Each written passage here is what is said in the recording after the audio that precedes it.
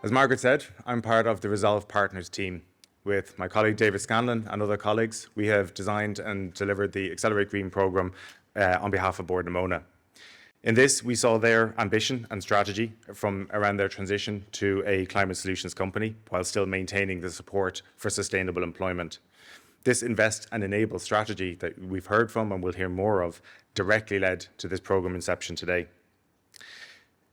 This programme is delivering many firsts, including an exclusive focus on climate and sustainability companies with a heavy input from corporate and other wider ecosystem partners.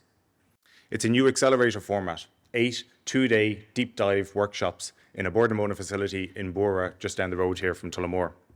It included over 40 speakers and other value-added components from corporate, finance, government and research community.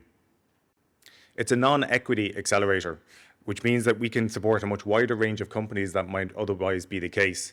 But it's also important to note that the founders who join the programme must be very able and very willing to commit to driving the learnings and experiences through their company and through their company strategies. However, the most important first of its kind in Ireland, in UK, Europe, possibly wider afield, is the scaling component.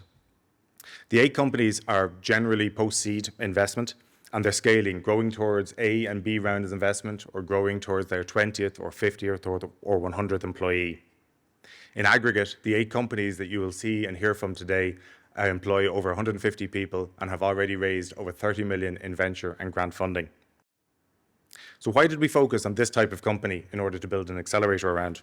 2 reasons. The discussion and requirement on climate action is done, and there is no counter-argument. The new business and societal norm is to focus your business proposition, but also to focus your business proposition on climate action and climate availability. Secondly, to effect change, we believe that you need to build a broad ecosystem that is interconnected and activated. Ideas, innovations, technology, scientific development that might come from the startup or scale-up or SME community. Basic and applied research as supported by our research and innovation institutions and the agencies that support those.